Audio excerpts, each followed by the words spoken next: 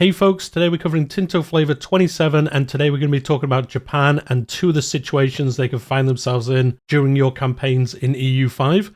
As always, they're going to start here with like the intro text that you get. If you pick any of the parts of Japan at the start of the game, a little bit of the recent history and what you might want to get up to in your campaign. Next, they're going to show us off the graphical version. You can see what kind of country it is, what tier it is. You can see the flag, the current ruler, in this case the shogun, and then you can see his stats on the right hand side. You can also see the primary culture and the primary religion, which is Shinto, which was also the last dev diary that we covered on the channel. You can see below that the amount of buildings they've got, the population, their income, how much manpower they have, and then also how many ships they have.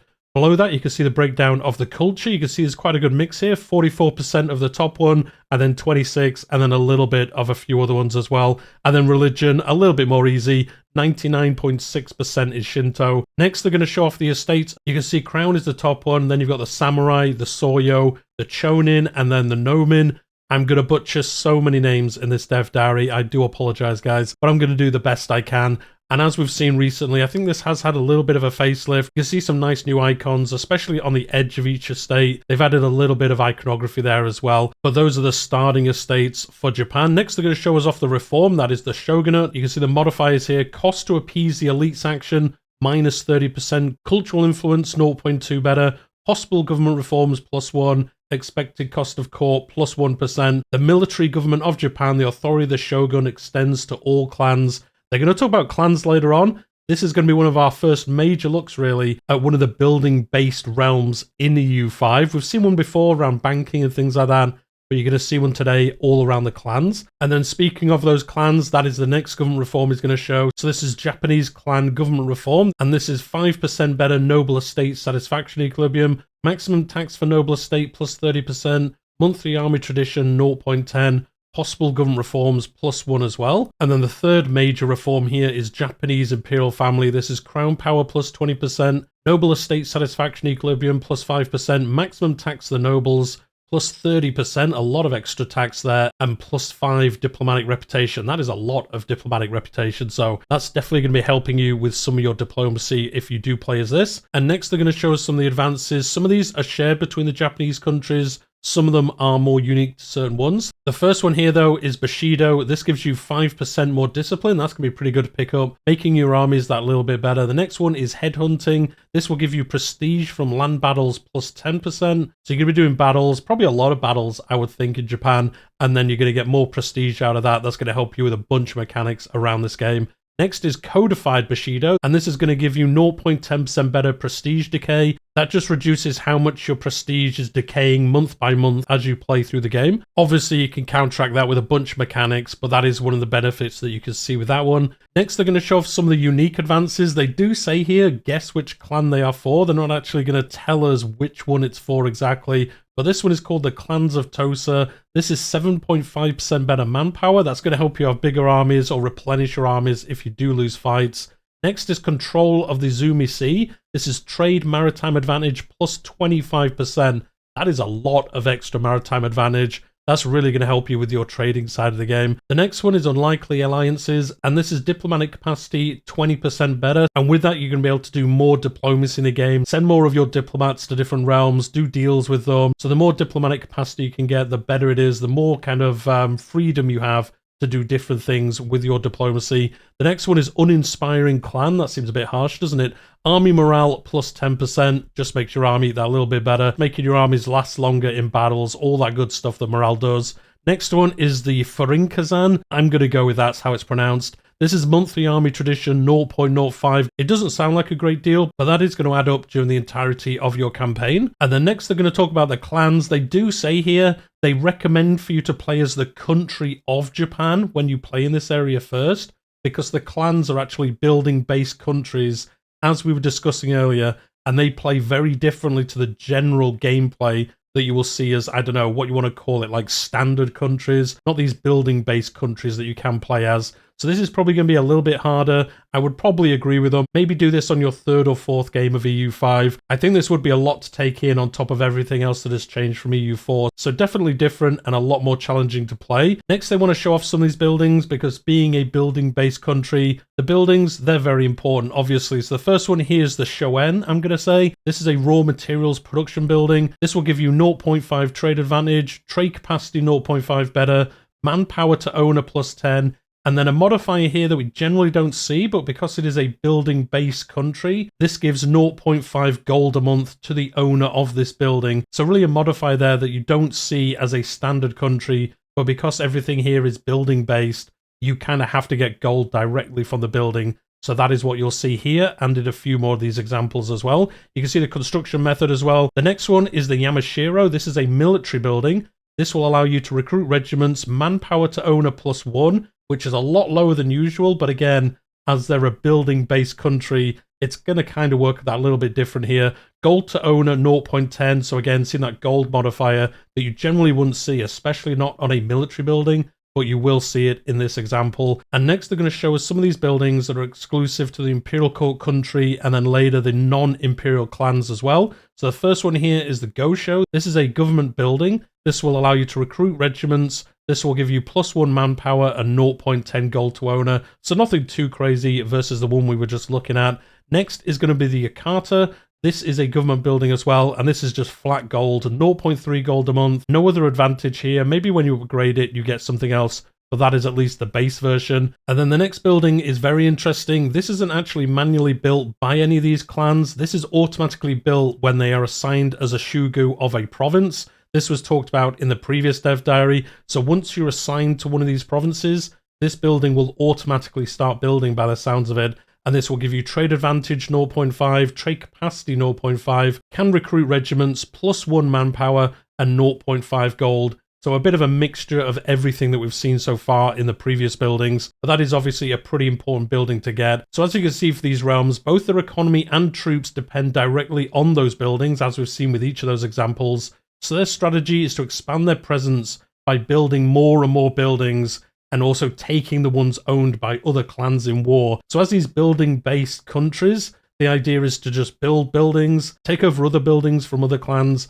and then just build that up until you're able to progress further in the game. It sounds like a very interesting way to play it. It's going to be something very different from a standard realm. You're not worrying about actual, like, you know, map painting with land. You're trying to build these buildings as quick as you can and take out your opponent's buildings as well. So once the game comes out, that's going to be a cool campaign to play. Next, they're going to talk about 2 of the civil war situations of the game. The first one they're going to talk about is going to be happening as soon as the game starts. You can see that on the screen now. I'm not going to try pronounce it. You can see the name of it on the screen though. Times of uncertainty are upon us as the Imperial line is divided, and this is going to cause a civil war to begin. Now, this is really cool how this is going to act. So at the start of it, the realms on each side are going to be as they were historically. But as you can see, you will get this pop-up, and if you're playing, and I guess the AI gets this as well, you can stand firm in our position. That's got that little icon to the left-hand side. That means that's the historical option for this realm. Or you can say, actually, they seem more promising. You can actually switch to the other side.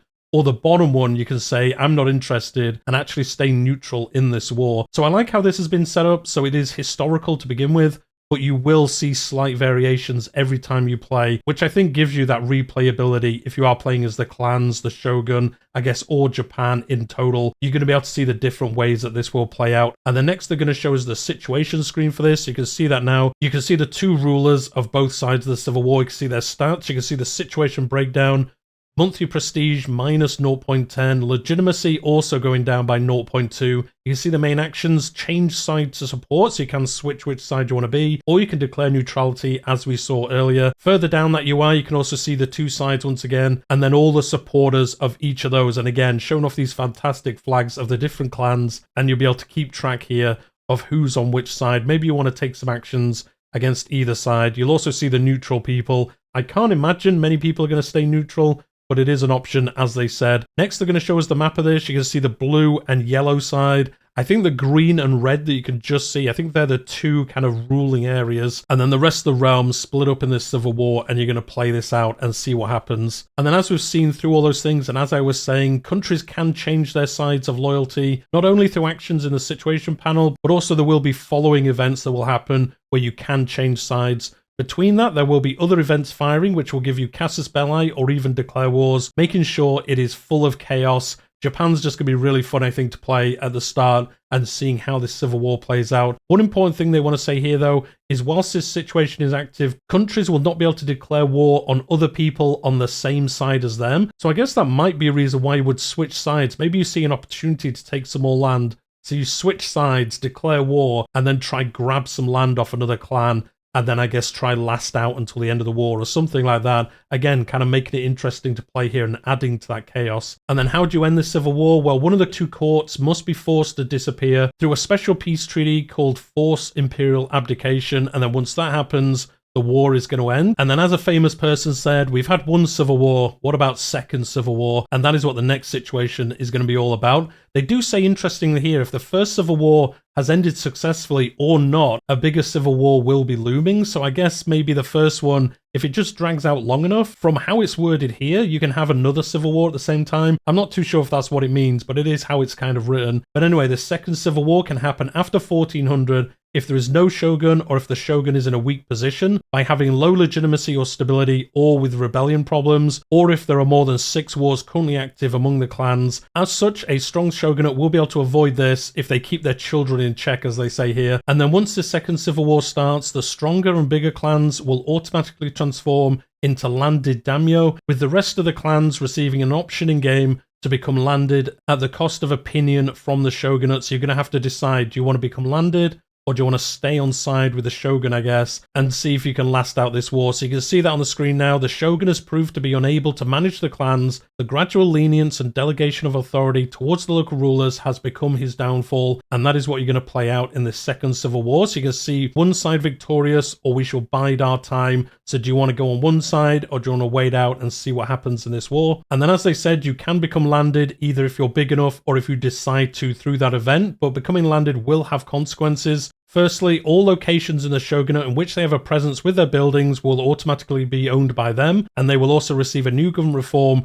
replacing the Japanese clan one, and that is daimyo here. This is a government reform, noble estate satisfaction equilibrium plus 5%, noble levy size plus 100%, so a lot bigger armies that you can have here, monthly army tradition 0.10, possible government reforms plus 1. So I don't know, that looks pretty good. I guess you got to decide if you want to do that or not. And then even if your country does not choose to become landed in the event, they can choose to do so in the future, both via future events that will fire during the situation, and also directly through the action Proclaim Independence in the situation panel. And you can see that here on the screen at the moment. So you've got Proclaim Clan Independence, Increment Recruitment, Offer Hostage, Ask for Hostage, Prove Your Heritage, and they are going to give you different things to do as well. The actions that we've just gone through there will also be different for the shogun, giving extra tools to control the many clans, both ones that you've already landed and then also ones that are still building based. You can see revoke land, limit their authority, summon to court, increment recruitment, and then the same ones that we just saw for the previous example. So the shogun gets what, like 3 extra ones there by the looks of it. Obviously loses some of them because they're not relevant to him. You've got a couple of options there as the shogun. So if you play as the shogun, your objective is to curb the autonomy of the clans,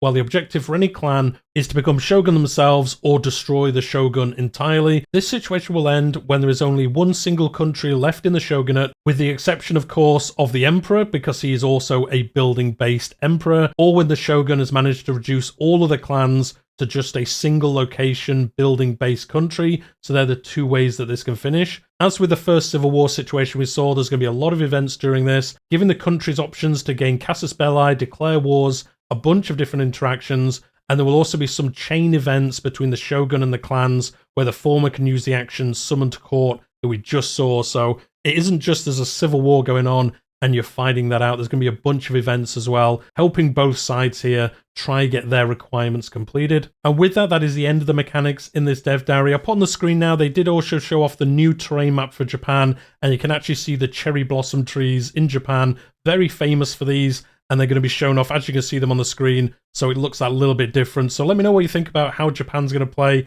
It sounds really cool. You've got these 3 different tiers of gameplay. You've got the building-based clans, you've got the Shogunate, and then you've also got the Emperor, and you can play as all 3 versions of Japan in some ways, and then see how those mechanics interact with each other, and then I guess try bring them into modernity, I guess, a little bit. Or you could just stay as these during your campaign. It's going to be really cool, I think, to play this. Some of this is almost like DLC you would see in other games, such as, you know, Crusader Kings 3. Next week's Dev Diary, we know, is going to be around Japan and some other things. So their latest DLC, All Under Heaven, is China, Japan, Korea, a bunch of areas in that game that also overlap with what we've been talking about recently in EU5. So if you like this area of the world, if you're a Paradox player, it's really the next, what, like year, 12 months for you, because there's content in both of those games coming for this area that's going to play differently. It's going to be really interesting to see how the mechanics work differently in both games. But let me know, as I said, what you think about all of this. And again, this map looks really cool that you've been able to look at here. But hit that like button if you've enjoyed today's video. Subscribe to the channel if you haven't already.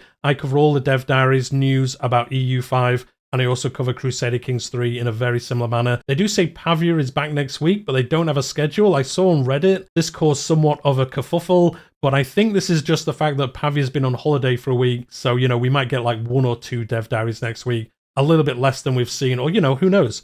Maybe we'll get a surprise release date announcement. We can only wait and see what is announced. But we'll leave it there for today, and I'll see you all next time.